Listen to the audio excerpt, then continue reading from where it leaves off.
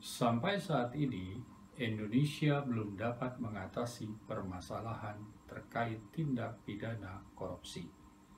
Hampir setiap hari, pemberitaan di media tidak lepas dari berita korupsi.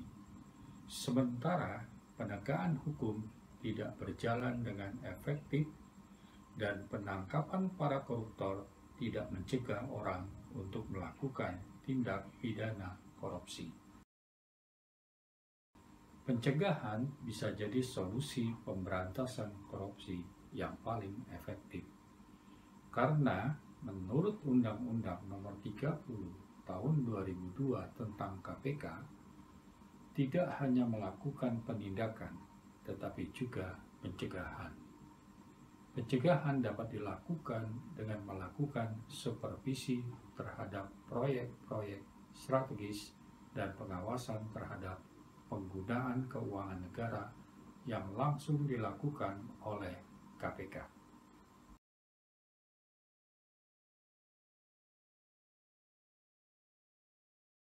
Banyak sekali hambatan dalam pemberantasan korupsi, terlebih bila korupsi sudah secara sistemik mengakar dalam segala aspek kehidupan masyarakat di sebuah negara. Beragam cara dicoba, namun praktek korupsi tetap subur dan berkembang baik dari segi kuantitas maupun kualitasnya. Tidak ada satu konsep tunggal yang dapat menjawab bagaimana korupsi harus dicegah dan diberantas. Semua cara, strategi, dan upaya harus dilakukan.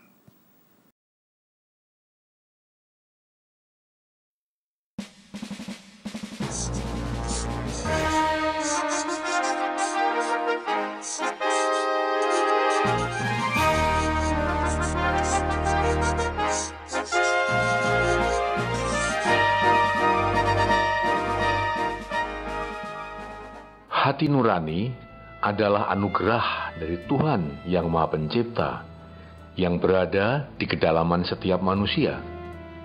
Sebagai kompas kebenaran, hati nurani selalu mengarahkan manusia pada jalan yang benar dan mulia. Karena keyakinan itulah bangsa Indonesia berjuang mati-matian melawan penjajah untuk merebut kembali haknya atas karunia Tuhan yang tak ternilai berupa tanah air Indonesia. Pembukaan Undang-Undang Dasar 1945 telah menegaskan bahwa siapapun yang mendapat mandat sebagai pemimpin untuk mengelola negeri ini harus mampu melindungi segenap warga negara dan seluruh tumpah darah Indonesia, memajukan kesejahteraan umum, dan mencerdaskan kehidupan bangsanya. Namun, patut disayangkan, ternyata tidak semua pemimpin yang mendapat tugas yang sangat mulia dan terhormat itu dapat menjalankan tugas dengan sebaik-baiknya.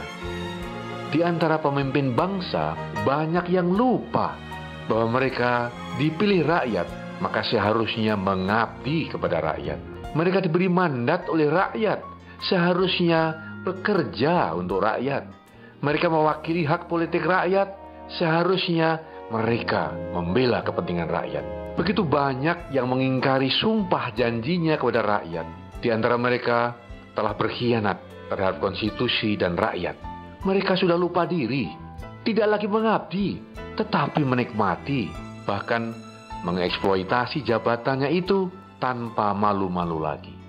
Kemudian tentu rakyat bertanya, apakah mereka itu sudah tak lagi punya hati nurani?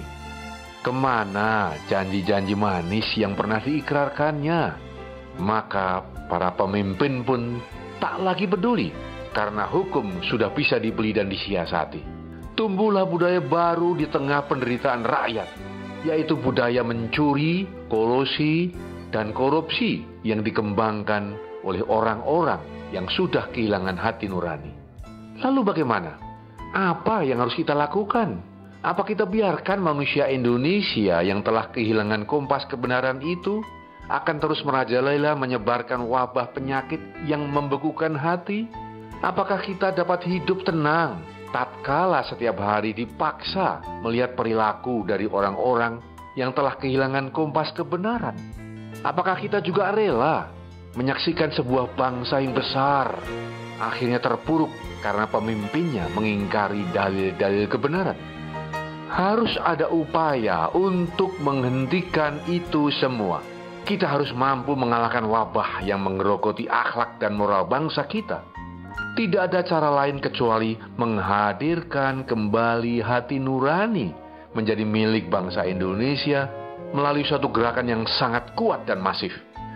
Gerakan seperti ini harus segera dilakukan dan tidak mungkin ditunda-tunda lagi. Oleh sebab itu, atas petunjuk dan berkat rahmat Tuhan yang Maha Kuasa, serta didorong oleh keinginan luhur, maka kami mendirikan Partai Hati Nurani Rakyat dengan singkatan HANURA. Partai ini secara konsisten akan terus memperjuangkan kembalinya hati nurani ke dalam dada sanubari seluruh bangsa Indonesia, terutama para pemimpinnya. Sebagai partai politik, Partai Hati Nurani Rakyat yang berazaskan Pancasila akan tetap mempertahankan NKRI, Bhinneka Tunggal Ika, Undang-Undang Dasar 1945. Dalam perjuangannya, Partai Hati Nurani Rakyat selalu mengedepankan kesadaran ilahiyah sebagai sumber perjuangan. Dengan demikian, tanpa ragu dan penuh keyakinan, Partai Hati Nurani Rakyat menempatkan hati nurani sebagai basis perjuangan partai. Dengan demikian, wajib hukumnya bagi seluruh pengurus, anggota, dan simpatisan partai untuk menjadi agen-agen perjuangan yang mengembalikan atau menyebarluaskan hati nurani dalam kehidupan bangsa Indonesia. Untuk mensukseskan misi tersebut, tahapan yang harus dilalui adalah: pertama, harus mengerti tentang hati nurani. Artinya mengakui bahwa hati nurani adalah anugerah yang tak ternilai dari Tuhan yang Maha Esa kepada setiap manusia. Ia memang tidak mewujud secara fisik, tidak teraba, tidak nampak, namun keberadaannya dapat dirasakan di kedalaman hati manusia. Ia adalah sumber kebenaran, kebaikan, dan kemuliaan. Setiap manusia apabila menggunakan hati nuraninya pasti akan memiliki akhlak yang mulia dan perilaku yang terpuji serta memberikan manfaat bagi orang banyak. Yang kedua, memahami dan meyakini hati nurani. Berarti di kedalaman hatinya telah yakin bahwa hati nurani adalah sumber kejujuran, kebenaran, dan kebaikan.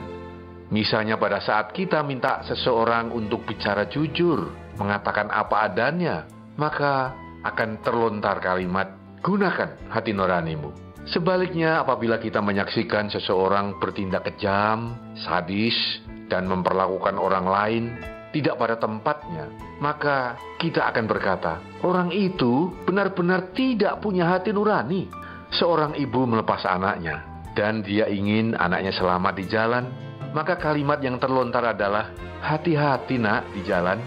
Dengan contoh-contoh tadi menyadarkan kita bahwa sejatinya di setiap manusia dalam kesadaran maupun bawah sadarnya sudah ada pengakuan tentang kekuatan dan kemuliaan hati nurani.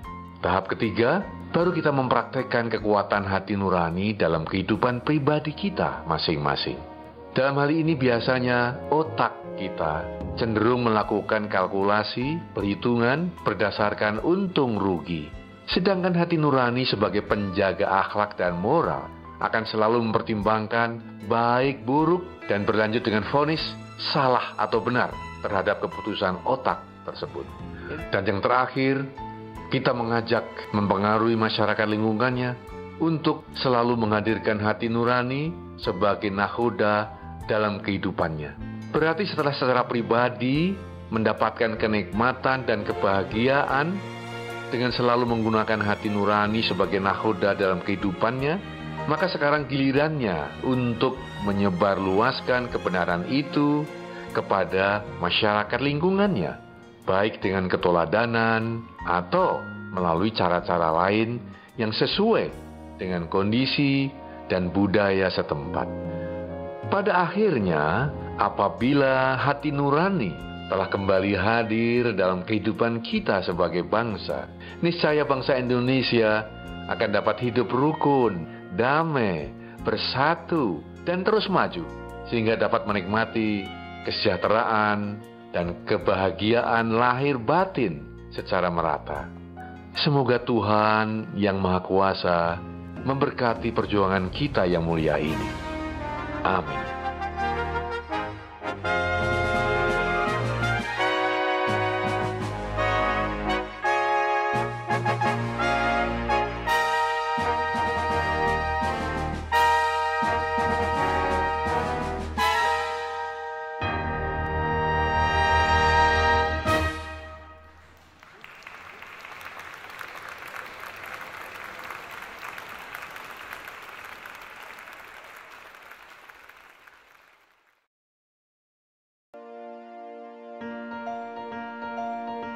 KPK atau Komisi Pemberantasan Korupsi menangkap puluhan koruptor dan telah dijebloskan ke bui. Mereka rata-rata bukan orang sembarangan. Ada gubernur, anggota DPR, bupati, bahkan menteri. Dalam menindak korupsi, KPK fokus pada apa yang disebut big fish, pelaku korupsi kelas kakap, tindak korupsi yang merugikan negara dalam jumlah tak terkira, atau dampaknya sangat menyengsarakan masyarakat. Terhadap semua itu, KPK tak pandang bulu. Begitu terendus, semua akan ditindak tegas hingga tuntas. Kemanapun koruptor bersembunyi, akan terus dilacak dan dikejar. KPK tidak pernah main-main. Buktinya, hingga kini setiap tersangka yang ditangani KPK selalu diputus bersalah di pengadilan.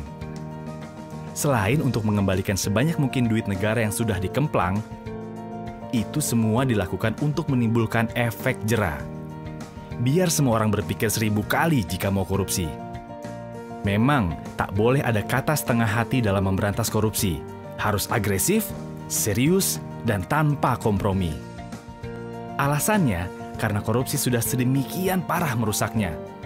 Dan kita semua adalah korban korupsi. Tengok saja kanan kirimu. Masih banyak anak putus sekolah akibat tingginya biaya pendidikan. Masih berderet pula orang sakit yang harus mengelus dada tak mampu berobat karena mahalnya biaya kesehatan. Anak-anak dengan perut membusung karena malnutrisi, itu akibat korupsi. Ya, korupsi diyakini punya andil besar memperdalam jurang kesengsaraan rakyat. Di sektor sumber daya alam, kong kali kong pengusaha hitam dan pejabat korup makin memiskinkan bangsa ini. Kekayaan alam tergerus habis, meninggalkan kerusakan yang akhirnya harus ditanggung masyarakat. Sektor pangan tak luput dari jarahan para koruptor, membuat ketahanan pangan di negeri yang subur ini melemah. Petani tak berkutik karena tanah pertanian mereka dialihfungsikan menjadi perkebunan atau bahkan perumahan mewah. Sebenarnya usaha memberantas korupsi bukan barang baru. Tapi, sayangnya, badan-badan yang dibentuk silih berganti selalu gagal di tengah jalan. Waktu Orde Lama, pemerintah sudah pernah bikin lembaga anti korupsi juga loh. Nama lembaganya pun canggih, yaitu Panitia Retooling Aparatur Negara dan Komando Tertinggi Retooling Aparat Revolusi. Di zaman Orde Baru, ada tim pemberantasan korupsi, Komisi 4 yang dipimpin Bung Hatta, tokoh proklamator yang dikenal jujur dan berintegritas tinggi, dan juga operasi penertiban atau OPSTIP. Semua lembaga itu tak berumur panjang. Ada saja hambatan yang membuat badan-badan itu akhirnya KO di tengah jalan. Pemberantasan korupsi yang dilakukan dengan cara konvensional ternyata nggak ampuh dan mengalami banyak hambatan. Dari situ, dirasakan perlu metode penegakan hukum yang luar biasa lewat pembentukan lembaga khusus dengan kewenangan luas, independen, bebas dari kekuasaan manapun. Dari sinilah KPK lahir dengan mandat khusus untuk melakukan pemberantasan korupsi. Dengan sejumlah kewenangan yang dimiliki, KPK diamanatkan untuk menuntaskan 5 tugas besar yaitu melakukan koordinasi, supervisi, monitor, penindakan, dan pencegahan. Satu hal yang ditekankan pada pendirian KPK adalah KPK didesain untuk menjadi pemicu dan pemberdayaan dari institusi pemberantasan korupsi yang telah ada. Istilah kerennya, trigger mechanism. Korupsi tidak bisa dibasmi cuma dengan menangkapi para koruptor. Oleh sebab itu, KPK juga menggarap serius usaha-usaha untuk mencegah korupsi selain upaya penindakan. Bekerja sama dengan banyak institusi, KPK coba mendorong tertutupnya segala lubang kesempatan korupsi. Sudah banyak sekali sistem administrasi dan layanan publik yang dikaji oleh KPK untuk diperbaiki saat ditemukan kelemahan. Jika sistemnya sudah baik, maka dipercaya akan semakin sulitlah celah orang untuk berbuat korup. Kesempatan korupsi juga ditutup melalui transparansi para pejabat negara. Di antaranya dengan kewajiban pelaporan kekayaan milik pejabat dan pelaporan hadiah-hadiah yang diterima oleh pejabat atau yang terkenal dengan istilah gratifikasi. Sehingga korupsi bisa dideteksi dan dicegah sejak awal. Cara lainnya adalah dengan mengikis niat untuk korupsi. KPK mulai coba menanamkan karakter-karakter anti korupsi sejak usia dini. Hingga nantinya diharapkan akan terbangun generasi yang bebas dari korupsi. Upaya pencegahan korupsi adalah sebuah pekerjaan besar, karena harus dilakukan secara konsisten, terus-menerus, dan butuh waktu lama. Namun, ini adalah investasi masa depan untuk mewujudkan Indonesia yang lebih baik. KPK nggak bisa sendirian membuat Indonesia jadi bersih. Perlu usaha bersama demi membentuk bangsa yang punya karakter kuat dan bersih. Sudah terlalu lama negeri kita terpuruk karena korupsi. Selama ini, rakyat Indonesia cuma bisa iri dengan kemajuan dan kesejahteraan negara lain. Kita tahu, Indonesia yang maju dan sejahtera cuma bisa diwujudkan kalau pemerintahan dan birokrasi bersih serta melayani. Tapi, masyarakat juga tak boleh membiarkan perilaku korup terjadi di sekitarnya. Dengan semangat anti korupsi dan kerja keras seluruh lapisan masyarakat bersama KPK, harapan itu masih ada. Ayo membangun Indonesia yang bersih dari korupsi, yang maju sejahtera bersama KPK.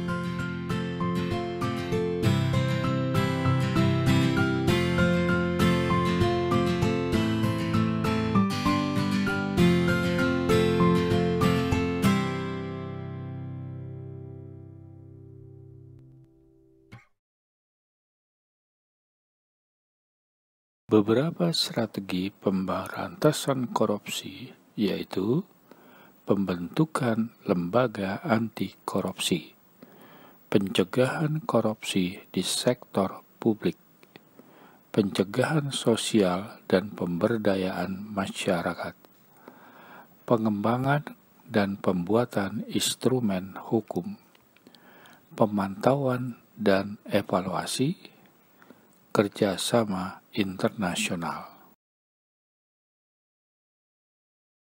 Membentuk lembaga independen yang khusus menangani korupsi, contoh di Hong Kong itu bernama Independent Commission Against Corruption. Di Malaysia, The Anti-Corruption Agency, dan di Indonesia bernama KPK. Pencegahan korupsi di sektor publik dilakukan dengan mewajibkan pejabat publik melaporkan dan mengumumkan jumlah kekayaan yang dimiliki baik sebelum dan sesudah menjabat.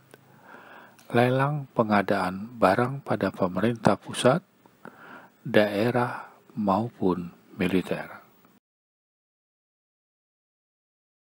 Pencegahan sosial dan pemberdayaan masyarakat dapat dilakukan dengan memberi hak kepada masyarakat untuk mendapatkan akses terhadap informasi di mana masyarakat termasuk media diberikan hak meminta segala informasi sehubungan dengan kebijakan pemerintah yang berkaitan dengan hajat hidup orang banyak. Pengembangan dan pembuatan berbagai instrumen hukum yang mendukung pencegahan dan pemberantasan korupsi seperti Undang-Undang Tindak Pidana Pencucian Uang, Undang-Undang Perlindungan Saksi dan Korban, dan undang-undang yang mengatur pers bebas. Perlu pemantauan dan evaluasi terhadap seluruh pekerjaan atau kegiatan pemberantasan korupsi agar diketahui capaian yang telah dilakukan. Melalui pemantauan dan evaluasi dapat dilihat strategi atau program yang sukses dan gagal. Upaya lain yang dapat dilakukan dalam memberantas korupsi adalah melakukan kerjasama internasional, baik dengan negara lain maupun dengan internasional. Sebagai contoh, di tingkat internasional adalah Transparency International, membuat program National Integrity System, dan World Bank membuat program A Framework for Integrity.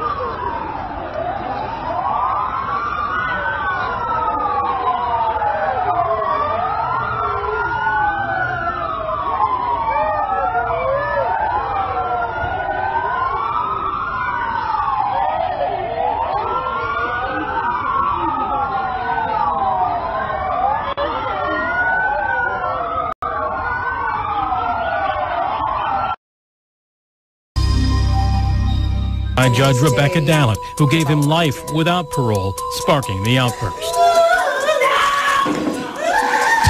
Saat ini, hukuman mati yang dijatuhkan pengadilan adalah sebagai bentuk hukuman terberat yang bisa dijatuhkan kepada seseorang atas kejahatannya. Sejak beberapa tahun lalu, Perserikatan Bangsa-Bangsa telah menyerukan penghapusan hukuman mati di seluruh dunia. Namun dalam kenyataannya, masih ada beberapa negara yang masih menerapkan vonis mengerikan ini. Contohnya Tiongkok, India, Amerika Serikat, dan Indonesia. Dan meskipun hukuman mati telah sering dilakukan, masih ada kejadian naas yang bisa menimpa si terpidana mati itu. Pemirsa, inilah 7 insiden memilukan saat hukuman mati versi On The Spot.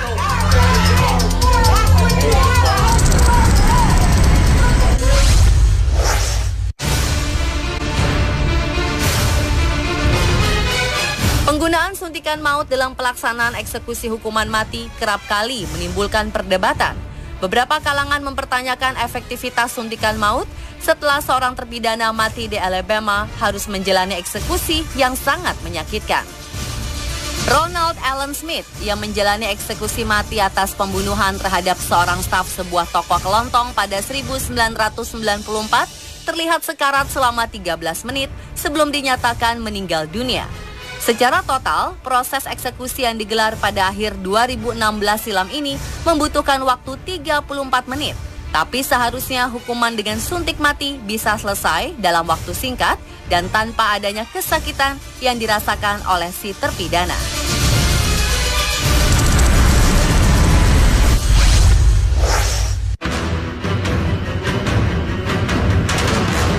Di penjara Columbus, negara bagian Ohio, eksekusi suntikan maut dengan menggunakan kombinasi bahan-bahan kimia yang belum pernah dicobakan pada manusia memicu protes keras di Amerika Serikat.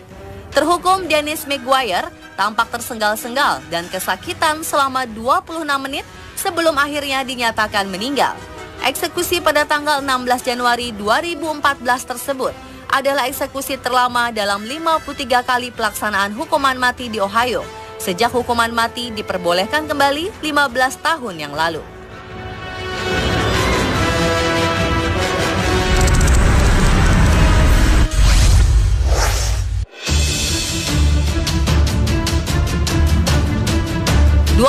Juli 2014, seorang terpidana mati bernama Joseph Rudolph Wood di Amerika Serikat sekarat selama hampir 2 jam saat sedang menjalani eksekusi mati. Sang terpidana yang dieksekusi menggunakan metode suntik mati sebelumnya tampak kesulitan bernafas selama lebih dari 1 jam di kamar eksekusi. Pengacara Wood mengajukan permohonan untuk menunda eksekusi darurat namun ditolak. Sang pengacara mengatakan bahwa pembiaran yang dilakukan selama eksekusi berlangsung merupakan pelanggaran atas hak narapidana untuk mati tanpa kekejaman. Eksekusi seharusnya berlangsung singkat dan maksimal memakan waktu hanya 10 menit. Tetapi Wood terengah-engah lebih dari 600 kali dan terlihat sangat kesakitan sebelum akhirnya meninggal.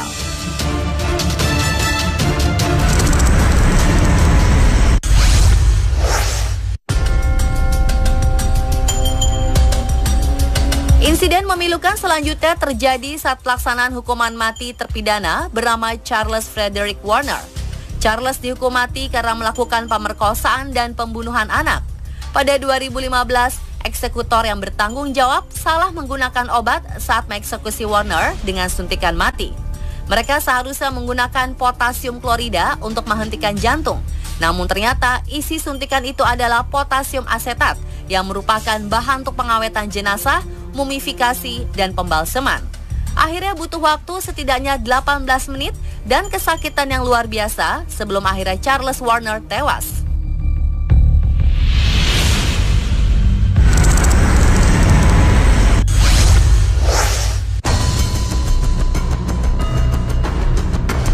Insiden nyaris serupa juga dialami oleh terpidana mati bernama Clayton Lockett yang sempat meronta-ronta kesakitan selama 43 menit sebelum akhirnya tewas karena serangan jantung. Eksekusi suntik mati tersebut dinilai gagal setelah eksekutor merobek nadi Lockett saat pelaksanaan suntikan mati. Pria berusia 38 tahun ini mendapat suntikan pada bagian selangkangan saat mulainya pemompaan campuran 3 zat pembunuh ke dalam tubuhnya. Namun nadinya kemudian meletus sehingga terhukum mengerang dan menggeliat selama 15 menit. Setelah mulainya hukuman, petugas terpaksa menghentikan proses itu, tapi terhukum kemudian meninggal 43 menit setelah mulainya eksekusi.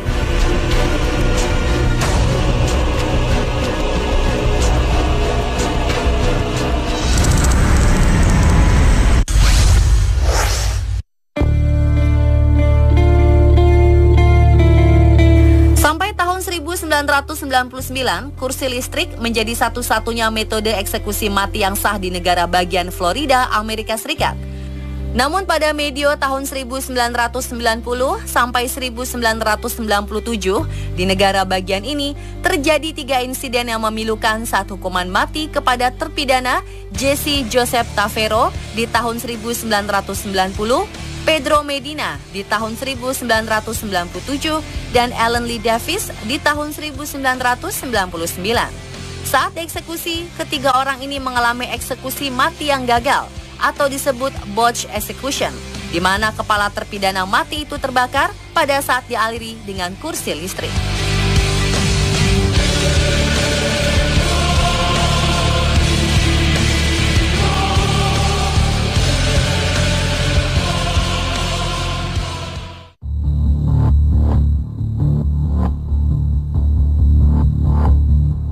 Insiden memilukan berikutnya menimpa terpidana mati bernama Willie Francis. Ia dihukum mati karena membunuh Andrew Thomas, ahli farmasi berusia 53 tahun pada 1944. Naas, pada saat eksekusi melalui kursi listrik portable, petugas persiapan Kapten Evie Foster dan ahli listrik Vincent Venezia dalam keadaan mabuk yang mengakibatkan terjadinya kesalahan.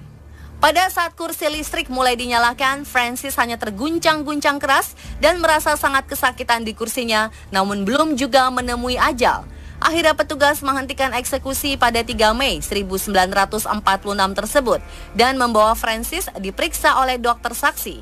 Setelah eksekusi yang gagal, seorang pengacara muda bernama Bertrand de Blanc memutuskan untuk mengambil kasus Francis yang dilihatnya sebagai ketidakadilan. Tapi dalam usahanya, ia dan tim pengacaranya gagal setelah Willie Francis digiring kembali ke kursi listrik pada 9 Mei 1947 untuk dieksekusi yang kedua kalinya.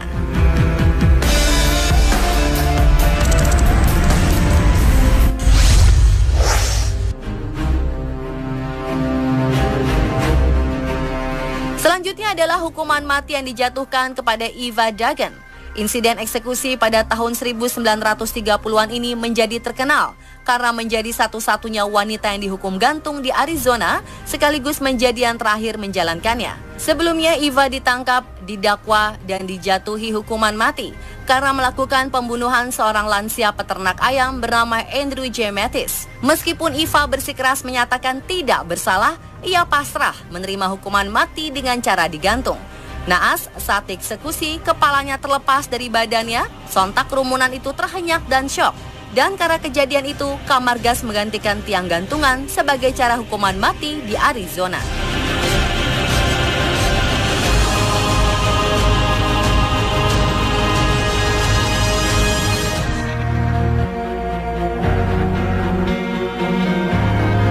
Eksekusi terhadap pembunuh bernama Wallace Wilkerson di Utah menjadi pemberitaan pada tahun 1897 saat tembakan sekelompok eksekutor yang melakukan penembakan kepada terhukum mati meleset yang mengakibatkan prosesnya menjadi berkepanjangan. Pada hari pelaksanaan, Wilkerson didudukan di atas kursi di pojok halaman penjara sekitar 9 meter dari para penembak jitu. Saat akan dieksekusi, ia memang menolak ditutup matanya. Namun hal itulah yang membuat insiden memilukan ini terjadi. Di dada Wilkerson, tepatnya di atas bagian jantung, dipasang kertas bidik berukuran 7,5 cm. Namun ketika Algojo berteriak, bidik jantungnya. Tanpa sadar, Wilkerson mengangkat bahunya yang menyebabkan kertas bidiknya ikut terangkat sehingga hujaman peluru yang datang pun meleset dan hanya menjatuhkannya namun tidak menewaskan secara langsung. Ia sekarat berlumuran darah selama 27 menit sebelum akhirnya dinyatakan tewas. Dan pemirsa, itulah 7 insiden memilukan saat hukuman mati.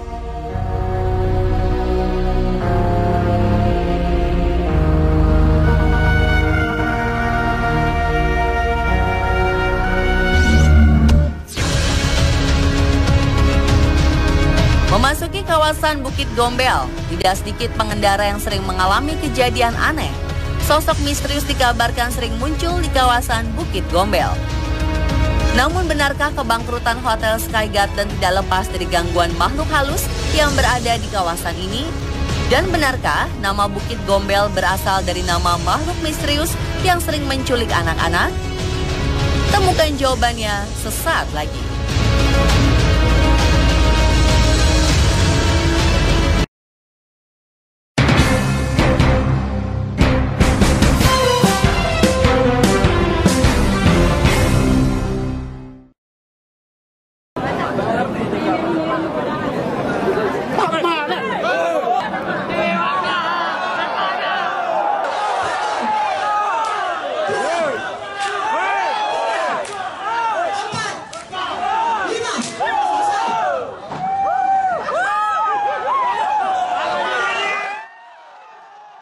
Sembilan terpidana maisir di Banda Aceh menjalani hukuman cambuk di halaman masjid yang disaksikan ribuan warga Banda Aceh. Saat proses eksekusi berlangsung, beberapa terhukum cambuk berontak dan berupaya menyerang Algojo. 8 dari 9 terhukum cambuk menjalani proses eksekusi cambuk di halaman Masjid Besar Pahlawan Trinity Banda Aceh. Saat proses eksekusi berlangsung, 1 terhukum cambuk berupaya menyerang Algojo. Sementara seorang lainnya berupaya berontak dan marah karena difoto dan disoraki warga. Para penjudi ini ditangkap aparat kepolisian Resort Kota Banda Aceh pada bulan Juli lalu karena kedapatan bermain kartu domino. Oleh Hakim Mahkamah Syariah Kota Banda Aceh, mereka dijatuhi hukuman masing-masing 8 kali cambukan. Para terpidana masing-masing menjalani 5 kali cambukan setelah dipotong masa tahanan. Dari 9 warga yang ikut dicambuk, seorang diantaranya gagal menjalani eksekusi karena sakit. Dari Banda Aceh, Taufik Lana, Hendra Saputra melaporkan untuk Aceh Video.